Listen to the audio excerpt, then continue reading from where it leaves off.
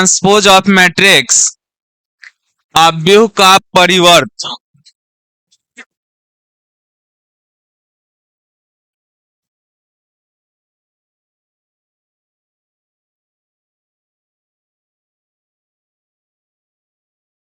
अवयव का परिवर्त ट्रांसपोज ऑफ मैट्रिक्स।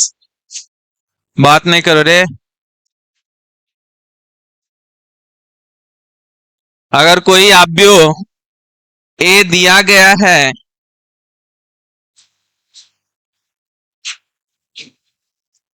यदि कोई अवयव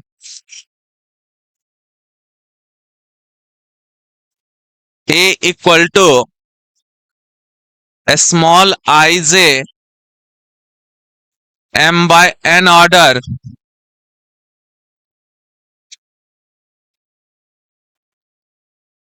आई जे हो तो उसका परिवर्त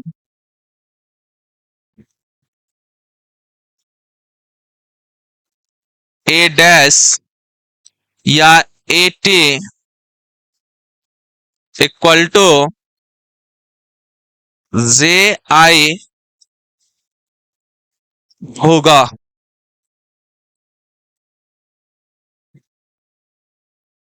यदि दिए गए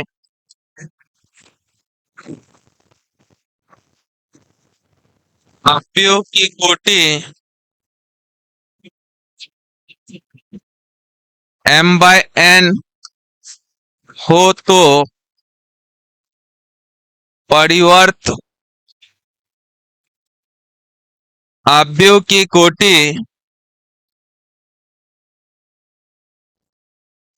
n बाय m होगा।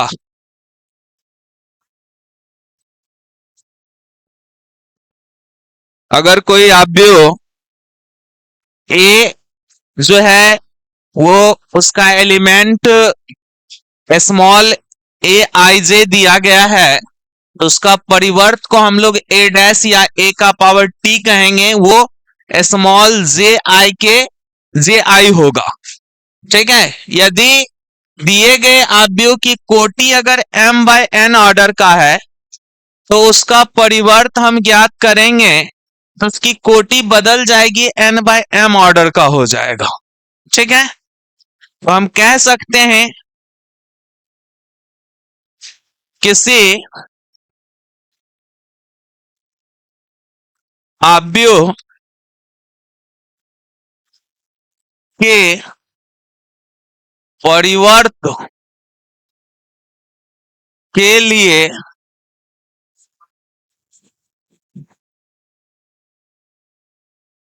प्रत्येक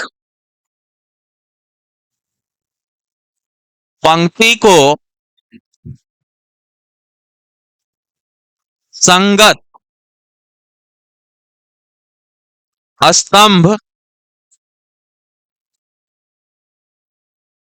स्तंभ में बदल दिया जाता है तो वह परिवर्त अवयव कहलाता है। यहां पे लिखे यदि ये किसी अवयव के परिवर्त के लिए प्रत्येक पंक्ति को संगत स्तंभ में बदल दिया जाएगा। ठीक है। वो मैथमेटिकली था कि स्मॉल ए आई जे जो आपका एलिमेंट है अगर उसका परिवर्त हम लोग करेंगे तो उसको तो ए डैश या ए का पावर टी से सूचित करेंगे जो एलिमेंट जे आई के रूप में बदल जाएगा।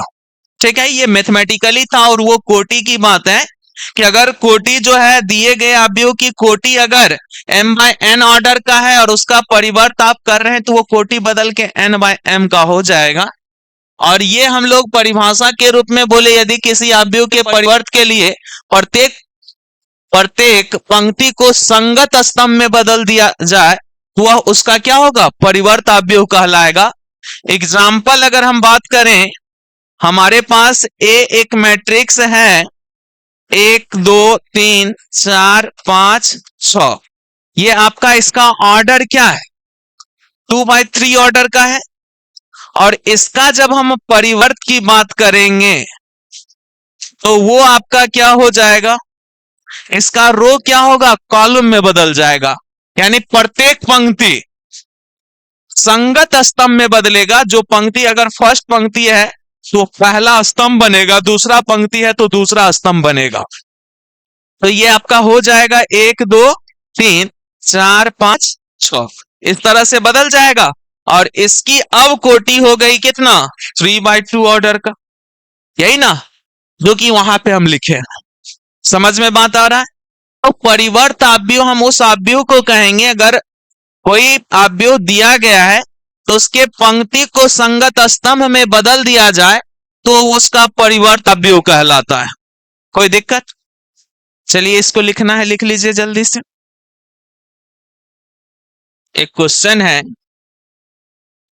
ऑब्जेक्टिव क्वेश्चन आपसे पूछा जा सकता है, यदि A equal to Aij m/n हो तो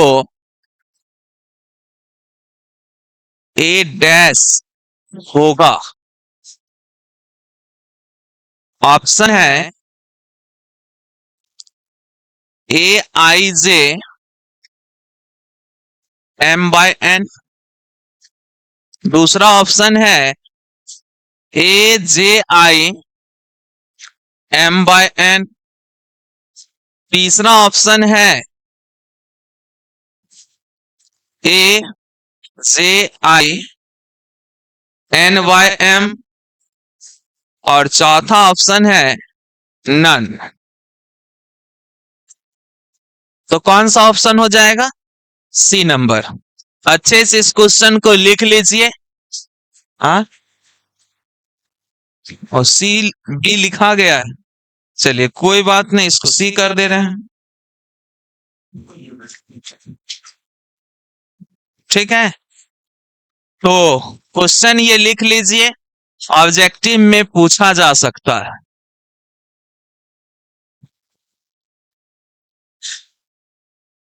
कोटि भी बदलेगा, Aij जो है से आई में बदल जाएगा। ठीक है,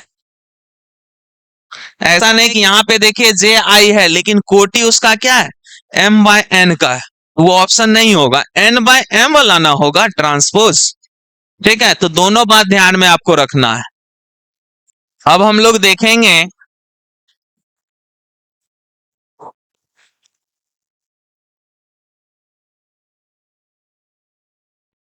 सम प्रॉपर्टीज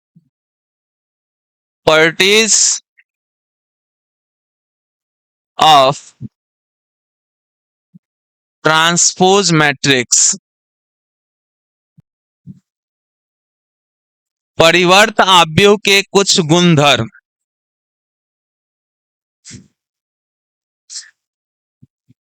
परिवर्त अवयव के गुणधर्म।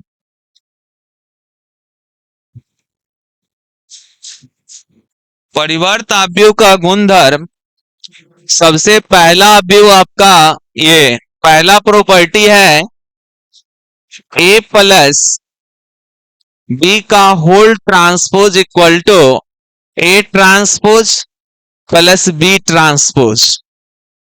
दूसरा आपका है A माइनस बी का whole transpose equal to A transpose minus B transpose. तीसरा है ए बी का whole transpose equal to B transpose A transpose. चौथा है के ए का ट्रांसपोज इक्वल टू के ए ट्रांसपोज। पांचवा है ए ट्रांसपोज का ट्रांसपोज इक्वल टू ए। ये 5 आपका इसका गुणधर्म है, ठीक है। इस 5 गुणधर्म को हम देखेंगे एक एक करके कि ये आपका जो ट्रांसपोज, सबसे इंपॉर्टेंट इसमें आपका ये वाला है। कई बार ऑब्जेक्टिव ये पूछा गया है, आपको सीधा क्वेश्चन में लिख देता है ए बी का होल ट्रांसपोज बराबर होगा, ऑप्शन 4 को बना देगा, ठीक है। तो ये जो आपका ट्रांसपोज का रूल्स है इसको आप अच्छे से समझिए और इसको लिखना है। ए प्लस बी का whole transpose equal to A transpose plus B transpose, A minus B का whole transpose equal to A transpose minus B transpose, A B का whole transpose equal to B transpose A transpose. यहां पर A transpose B transpose नहीं पढ़िएगा, B transpose A transpose, क्योंकि यहां पे हम आपको बताएं A B does not equal to B A. दो अवयव का जब हम गुना करते हैं तो अगर गुना संभव हो भी जाता है तो कभी भी ए बी बी ए के बराबर नहीं होगा। तो यहां पे ये बात ऐसा नहीं सोचिएगा उल्टा भी तो चलेगा, ऐसा नहीं। ए बी का whole transpose equal to B transpose A transpose, K A का के जहां पे अदिश है, के अदिश, ये के कोई गुणांक है बुआ, अदिश के रूप में ये आया है, ठीक है। और ए ट्रांसपोज का ट्रांसपोज हम कर देंगे तो फिर से ए मिल जाएगा। जैसे ये पेन है, अगर ट्रांसपोज करेंगे तो ये पलट जाएगा, ऐसे हो जाएगा, नहीं हो जाएगा। या मान लीजिए कि ये एक मैट्रिक्स का है, एलिमेंट ए है, इसका ट्रांसपोज करेंगे तो रो किस में बदल गया, कॉलम में। अब फिर से ट्रांसपोज करेंगे तो कॉलम रो में ना बदल जाएगा। समझ में बात आ रहा है। तो ये जो आपका ट्रांसपोज की घटना है, ए ट्रांसपोज का ट्रांसपोज करते हैं ए मिल जाता है, ठीक है। अब देखेंगे हम लोग एक एक करके प्रॉपर्टी को। हो गया है, जल्दी लिखिए।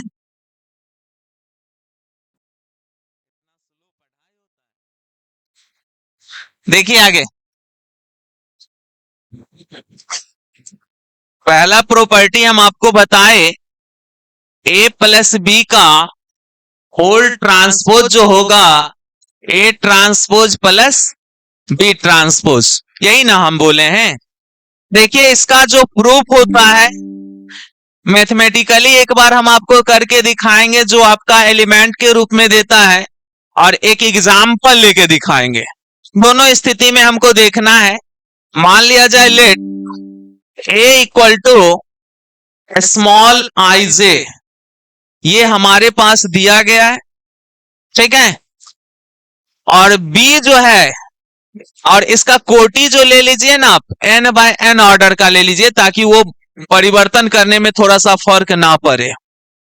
और बी हमारे पास जो एक मैट्रिक्स है वो बी आई जे है,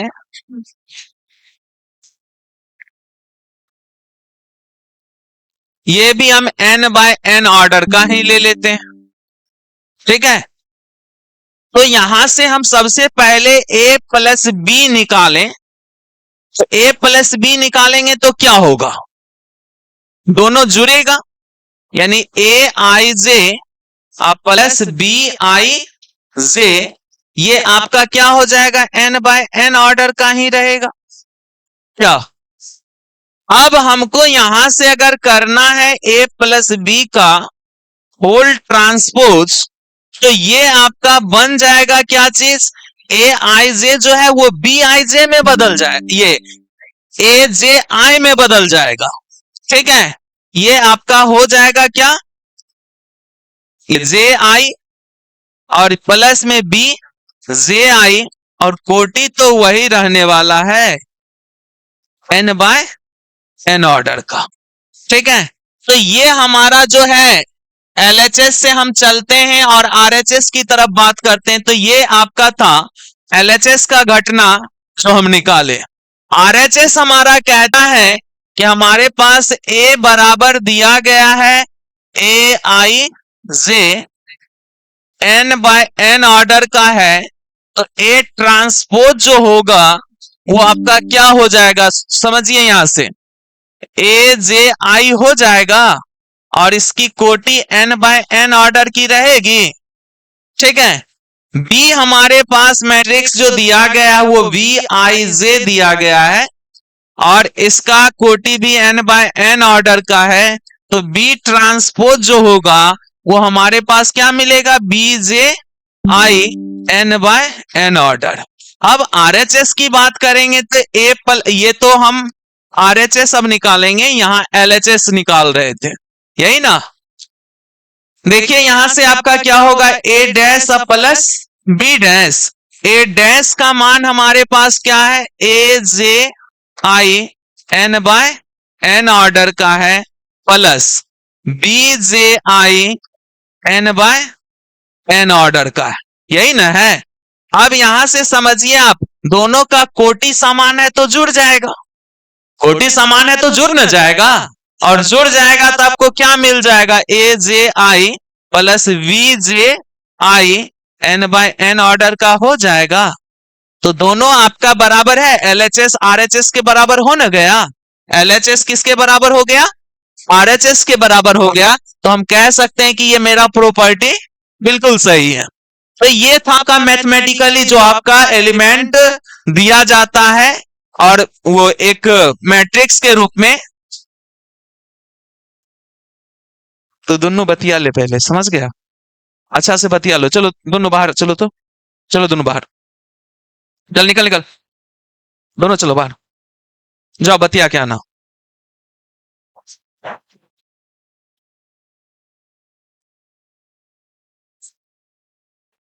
जाओ बढ़िया से बतियाना, तब आना बाद में।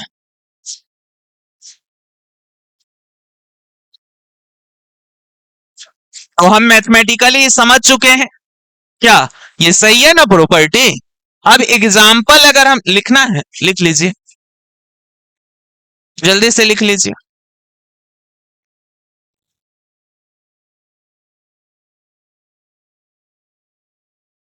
बार बार कहते हैं पढ़ाई के वक्त बात नहीं करो।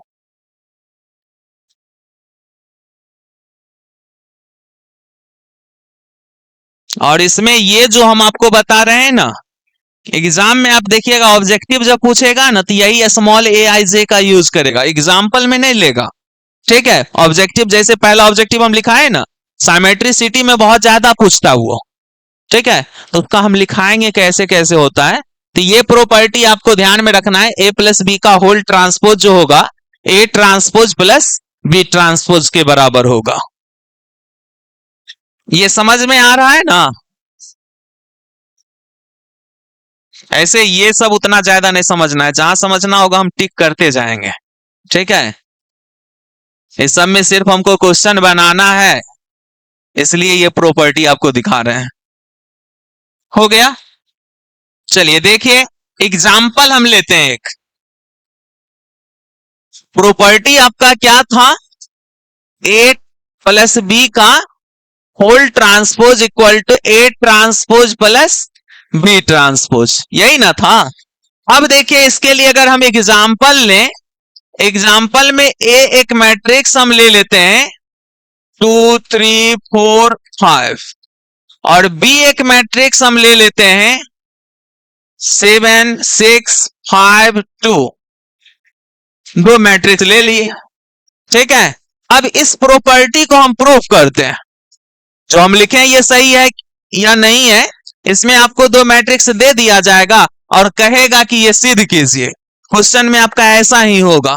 ठीक है, दो मैट्रिक्स दिया हुआ होगा और नीचे लिख देगा ए प्लस बी का whole transpose equal to A transpose plus B transpose, कहीं लिख देगा ए माइनस बी का whole transpose equal to A transpose minus B transpose, निकालिए ए बी का whole transpose equal to B transpose A transpose निकालिए, यही question पूछा जाता है।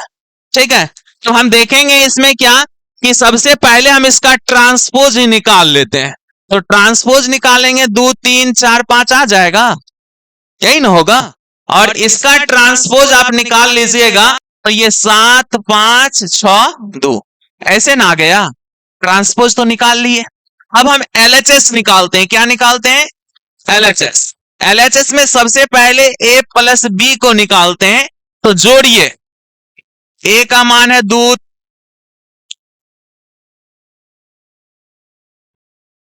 2 है, यहां पे 4 है, 3 है, 5 प्लस इसका मान देखिए आपके पास है 7, 5, 6, 2। अब इसको जोड़ लेंगे तो देखिए 2 और 7 को जोड़ेंगे तो 9 हो जाएगा, 3 5 को जोड़ेंगे तो 8 होगा, 6 4 को जोड़ेंगे तो 10 होगा, 5 और 2 को जोड़ेंगे तो 7 होगा। ऐसा होगा। अब यहां से a प्लस बी का होल ट्रांसपोज आप कह लीजिए, तो रो को इंटरचेंज किस में कर लेंगे? कॉलम में ना।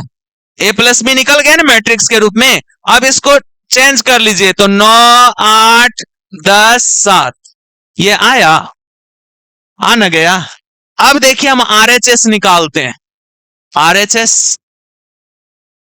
आरएचएस हमारा है ए डैश प्लस बी डैश। अब ए डैश का मान तो हमारे पास है 2 है, 3 है, 4, 5 प्लस बी डैश का मान कितना है? 7, 6, 5, 2 यही ना है, क्योंकि यही आपको दिया रहेगा, ये हम निकाले हैं, ठीक ना। अब इसको जोड़ लेते हैं, जोड़ेंगे तो 7 2 9, 6 4 10, 5 3 8, 5 2 7 और देखिए ये दोनों आपस में बराबर है ना। तो हम कह सकते हैं हेंस ए प्लस बी का whole transpose equal to A transpose plus B transpose. समझ में आ गया?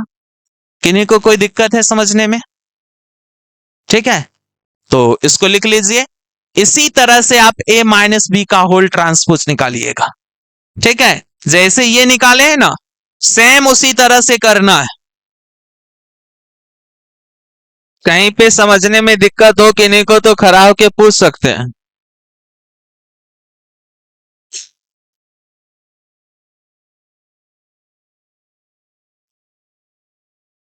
हो गया। देखिए अब हम लोगों को क्या करना है, a माइनस बी का होल ट्रांसपोज जो है ना घर पे खुद से करना है। ठीक है, बाकी जो आपका 4 बचा है आप उसको घर पे निकाल के देखिएगा, बनेगा जैसे हम बताए हैं आप वैसे ही कीजिएगा, सारा बनेगा। ठीक है, उसमें ज्यादा टाइम नहीं बर्बाद करना है। आप देखिएगा आपके एक्सरसाइज में जितना भी क्वेश्चन दिया गया होगा, जो प्रॉपर्टी लिखे हैं उसी के आधार पर, जैसे हम कहते हैं यहां से कि एक आपका था, दूसरा हम छोड़ देते हैं, तीसरा बताते हैं ए बी का होल ट्रांसपोज जो होगा बी ट्रांसपोज ए ट्रांसपोज होगा। ठीक है, तो इसके लिए भी आप मान लीजिए लेट ए बराबर एक मैट्रिक्स हमारे पास है 1 3 5 7 और बी हमारे पास मैट्रिक्स है 2 4 6 8 ये। ठीक है, 2 मैट्रिक्स हमको दिया गया है। अब हमसे सिद्ध करने कह रहा कि वो बराबर है या नहीं है, तो हम सबसे पहले क्या करेंगे, एलएचएस की बात करेंगे। एलएचएस में हम ए बी निकालेंगे पहले, तो 1 5 3 7 और बी जो है वो 2 6 4 8। तो अवयव का गुना तो आप लोग जान रहे हैं, 2 अवयव का गुना करना हम लोगों को पता है। 2 अवयव का जब गुना करते हैं तो फर्स्ट रो को फर्स्ट कॉलम के संगत अवयव के साथ गुना करते हुए जोड़ के लिखते हैं, यही ना। तो 1 को 2 से गुना करेंगे 2 आ जाएगा, 5 को 4 से गुना करेंगे तो 20 होगा, यही ना पहला अवयव। फिर फर्स्ट रो सेकेंड कॉलम, 1 को 6 से गुना करेंगे 6 होगा और 8 को 5 से गुना करेंगे 40 होगा। ठीक है, अब देखिए सेकेंड रो फर्स्ट कॉलम 3 दूना 6 प्लस 7 चौका 28, यही ना होगा। फिर सेकेंड रो सेकेंड कॉलम 6 को 3 से गुना करेंगे 18 प्लस 7 8 7 56, यही ना होगा। अब इसको आप जोड़ लीजिए तो 20 2 22 हो गया, यहां पर 46 हो गया, यहां पर आपका 34 हो गया और ये जोड़ लेंगे तो 8 6 14 84 ना रे 74 हो जाएगा। ये आपका 74 हो गया। ये हमारा कौन चीज मिला, ए बी मिला है। क्या मिला है, ए बी। और ए बी का ट्रांसपोज की बात करें, ए बी का अगर आप ट्रांसपोज करेंगे तो रो को किस में बदल देंगे, कॉलम में, तो यहां पे आपका 22, 46, 34, 74 ऐसा हो गया। समझ में आ रहा है? अब हम आरएचएस की बात करें तो हमारा आरएचएस कह रहा है कि बी ट्रांसपोज ए ट्रांसपोज, यही ना। तो बी का मान हमारे पास देखिए क्या दिया गया है, 2 है, 6 है, 4 है और 8 है। इसका ट्रांसपोज ना इनटू 1, 5, 3, 7, इसका भी ट्रांसपोज। अब ट्रांसपोज करेंगे तो रो कॉलम में बदल जाएगा, तो फर्स्ट रो को फर्स्ट कॉलम बना देंगे, सेकेंड रो को सेकेंड कॉलम बना देंगे। फर्स्ट रो को फर्स्ट कॉलम बना दीजिए, सेकेंड रो को सेकेंड कॉलम बना देंगे। ट्रांसपोज निकल न गया। अब इसका क्या करना है, गुना न करना है, तो चलिए गुना करते हैं। तो फर्स्ट रो को फर्स्ट कॉलम से, 1 को 2 से गुना करेंगे, 2 प्लस 5 चौका 20, फिर इसको करिए 3 दूना 6 प्लस 7 चौका 28, फिर इसको इससे करिए 6 प्लस 8, ये 8 पंचे 40, यही ना। आप फिर इसको करेंगे तो 18 प्लस 56, और इसको आप जोड़ लीजिए। तो जोड़ने के बाद आपका देखिए यहां पे 22 आया, यहां पर कितना 34, यहां पर 46 और यहां पर 74। तो देखिए यहां से एलएचएस आरएचएस के बराबर है, तो हम कह सकते हैं हेंस ए बी का होल ट्रांसपोज जो होगा बी ट्रांसपोज ए ट्रांसपोज के बराबर होगा। समझ में बात आया? किन्हीं को समझने में कोई दिक्कत? चलिए इसको लिख लीजिए।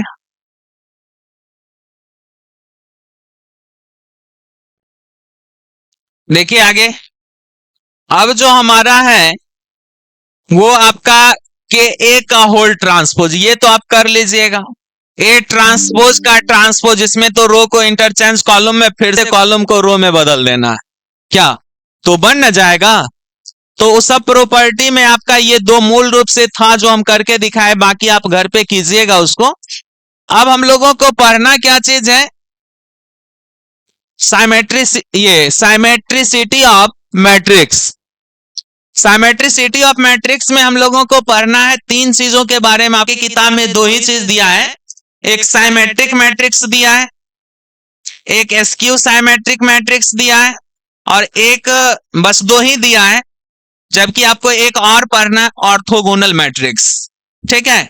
साइमेट्रिक मैट्रिक्स का हिंदी होता है सममिताभ्यो, एस्क्यू साइमेट्रिक मैट्रिक्स जो होता है विषम सममिताभ्यो, और ऑर्थोगोनल मैट्रिक्स लंबवताभ्यो। ठीक है। तो ये साइमेट्रिसिटी ऑफ मैट्रिक्स ट्रांसपोज के चैप्टर में ही पढ़ना है। तो सबसे पहला हमारा होगा साइमेट्रिक मैट्रिक्स,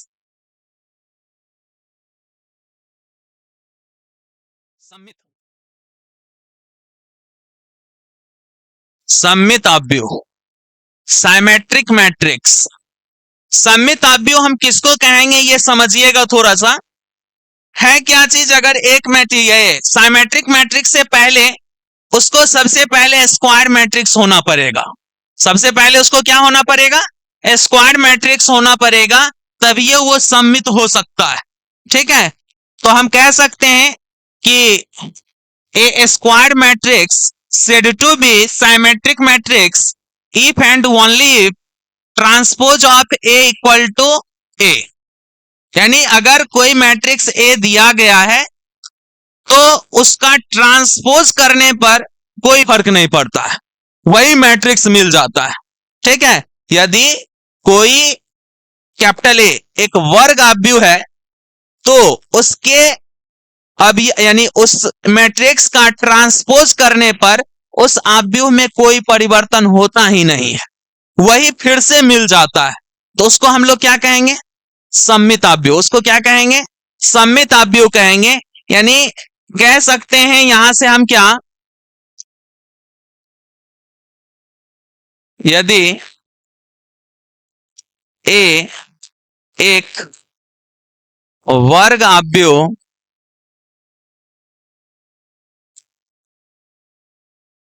यदि ए एक वर्ग आव्यूह इस प्रकार इस प्रकार है कि ए ट्रांसपोज इक्वल टू ए,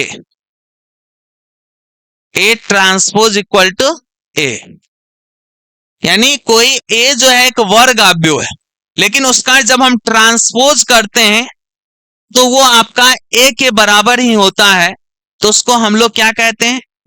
सममित आव्यूह। उसको क्या कहेंगे? सममित आव्यूह। अर्थात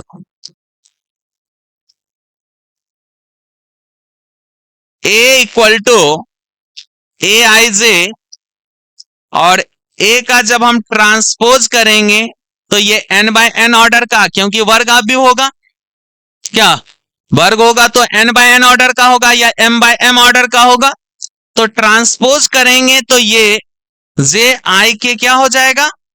बराबर होगा, यही ना। और यहां से ए आई जे अगर बराबर हो जाता है ए जे आई के, तो हम इसको कह सकते हैं कि ये एक सममित आव्यूह है। यह एक क्या है? सममित आव्यूह है। यानी ए ट्रांसपोज का मान किसके बराबर होना चाहिए? ए के बराबर। दैट मीन्स ए आई जे जो होगा ए जे आई के बराबर हो जाएगा। ए आई जे किसके बराबर हो जाएगा? ए जे आई के। यहां से भी एक ऑब्जेक्टिव बनता है, तो आपको दिया जाएगा यदि A capital A equal to small A I J एक सममित आव्यूह है तो होगा, तो होगा। कोटि से आपको वहां पे कोई लेना देना नहीं है, सममित आव्यूह है दैट मीन्स वो है तो स्क्वायर मैट्रिक्स होगा ही, ठीक है। तो हम कहेंगे कि वहां से ऑप्शन आपको बनाएगा कि ए आई जे बराबर ए आई जे, पहला ऑप्शन। दूसरा ऑप्शन बनाएगा ए आई जे बराबर ए जे आई, तीसरा ऑप्शन बनाएगा ए आई जे बराबर माइनस ए आई जे, और चौथा ऑप्शन बनाएगा ए I J equal to minus A J आई, ठीक है। तो ये क्वेश्चन जो है ना ऑब्जेक्टिव में पूछा जाता है। यहां पे हम आपको दिखाएं यदि ए एक वर्ग आव्यूह इस प्रकार है कि ए डैश इक्वल टू क्या है? ए है, तब वह क्या कहलाता है? सममित आव्यूह। तब वह क्या कहलाता है? सममित आव्यूह कहलाता है। तो अर्थात ए अगर हमारे पास मैट्रिक्स इस रूप में है और ए डैश अगर इसका हम निकालते हैं ऐसा हो जाएगा। तो if and only if and only if A I J N by N equal to A J I equal to N by N, that is A is symmetric matrix।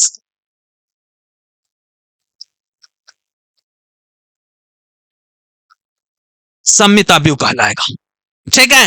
अगर आपका A I J N by N order का है और उसका transpose अगर निकालते हैं A J I N by N order का होता है, इफ एंड ओनली यदि और केवल यदि ए जे आई के बराबर हो तो ए इज साइमेट्रिक मैट्रिक्स, ए एक सममित आव्यूह होगा। समझ में बात आया?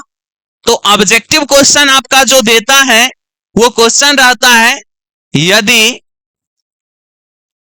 ए इक्वल टू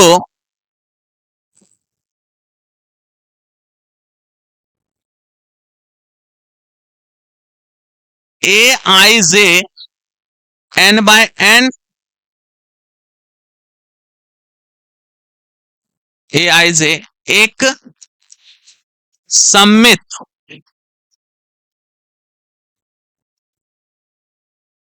आव्यूह है तो होगा। सममित आव्यूह है तो होगा।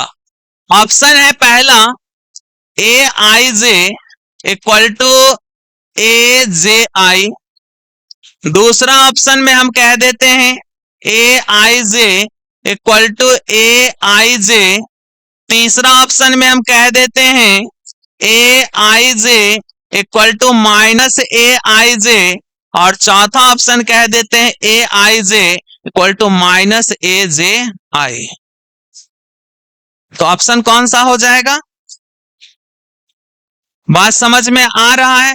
सबको ऐसे घेर के लिखा हुआ रहता है, कैसे लिख रहे हैं?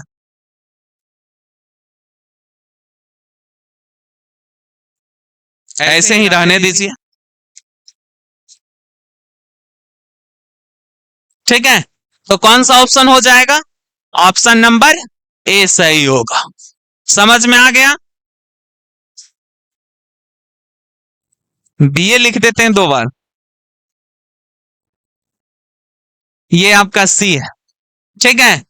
तो समझ में आया ये क्वेश्चन कैसा पूछा जाएगा? यदि ए I J N by N एक सममित आव्यूह है तो होगा, तब वो सममित होगा जब आपका क्या होगा, ए I J equal to A J आई, क्योंकि सममित आव्यूह कहता है कि हमारा ए का ट्रांसपोज किसके बराबर होना चाहिए? ए के बराबर होना चाहिए। किसी का ट्रांसपोज निकालते हैं तो जे जो होता है आई में आ जाता है और आई क्या होता है, जे में चला जाता है, यही ना। और ये सममित है तो वर्ग आव्यूह तो होगा ही होगा। समझ में बात आ रहा है? तो ये ऑब्जेक्टिव इस तरह से बनता है।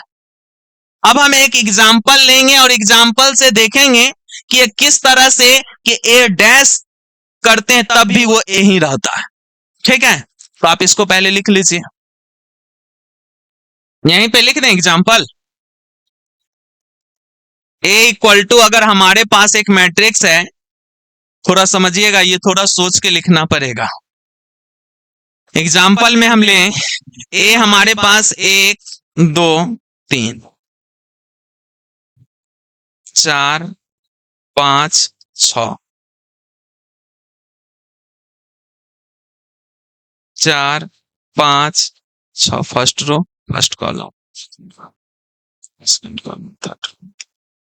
देखिए ये हमारे पास ए है, अगर इसका हम ट्रांसपोज करें, अब देखिए यहां से फर्स्ट रो को फर्स्ट कॉलम बना दीजिए, 1 4 5 4 2 6 और 5 6 3, फर्क पड़ा? यही ना मिल गया। ये देखिए ए ही ना है, ट्रांसपोज भी कर दिए तो क्या मिला, ए ही मिला। दैट मीन्स यहां से ए ट्रांसपोज किसके बराबर आ गया, ए के बराबर आ गया। तो हम कहेंगे ए इज साइमेट्रिक मैट्रिक्स। समझ में बात आ रहा है? अगर कोई मैट्रिक्स है और उसका ट्रांसपोज करने पर फिर से वही मिल जाए, फिर से वही मिल जाए, तो उसको हम लोग क्या कहते हैं, सममित आव्यूह कहते हैं। किन्हीं को समझने में कोई दिक्कत?